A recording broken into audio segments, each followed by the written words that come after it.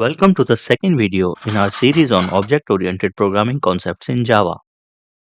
In this video, we are going to understand encapsulation, one of the fundamental principles of object-oriented programming. It's all about bundling data and methods that operate on the data into a single unit, typically a class. By doing this, we restrict direct access to certain components of the object and ensure control over the data through well-defined methods. Think of encapsulation as a way to keep your code safe, organized, and easy to maintain.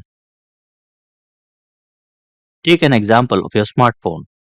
You use it every day, but have you noticed how it encapsulates its internal components? You don't directly access the battery, processor, or memory. Instead, you interact with the phone through its interface, the screen, buttons, and settings menu. This is exactly what encapsulation is: bundling data and the methods that operate on that data within a single unit, while restricting direct access to an object's components. Now, why is this important? Well, imagine if your phone's internal components were exposed.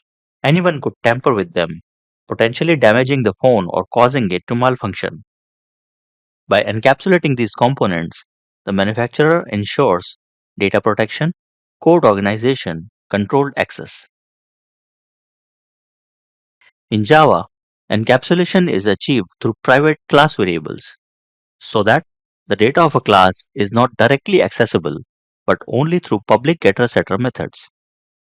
In many cases, we can omit setter methods so that the field values cannot even be updated directly, and they can only be modified during some business logic only. Let's see how this works in Java with a practical example. Suppose we are creating a bank account class. This class should have an account number and its balance. We want to ensure that the account balance can only be modified through proper deposits and withdrawals, not directly. Similarly, its account number should also not be allowed to change. So, define fields for account number and balance, and both should be kept private. Remember that a private field cannot be accessed outside its class, even by subclasses. These fields should never be modified directly. So, there will be no setter methods, only getter methods for both these fields.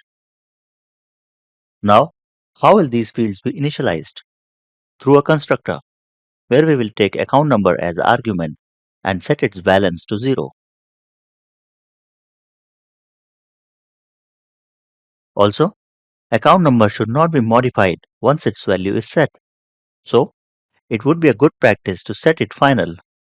Define a method that deposits money in this account. This method will accept amount as a parameter, which will be added to account's balance.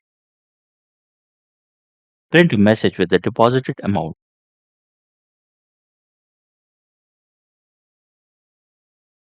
Define another method to withdraw money from the account. This will also accept the amount to be withdrawn as parameter. Check if the account balance has the required amount, then subtract the amount from the balance and print withdrawn amount, else print error message.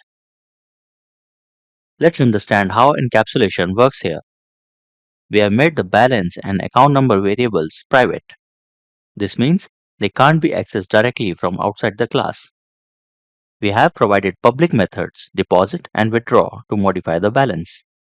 These methods include validation logic to ensure the balance is modified correctly. We have included a getter method to allow reading of the balance, but there is no setter method because we want to control how the balance is modified. Let's test our bank account class. Create a main class with a main method. Create an object of bank account class with a given account number. Deposit some amount. Print updated balance with balance fetched using public getBalance method. Now withdraw some amount and print updated balance. If we try to access the balance directly, the compiler will not allow.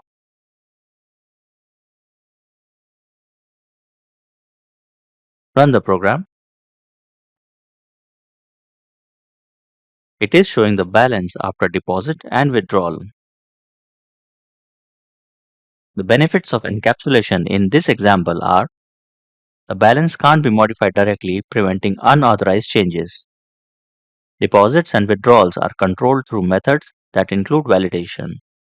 The implementation of the methods can be changed without affecting code that uses the class.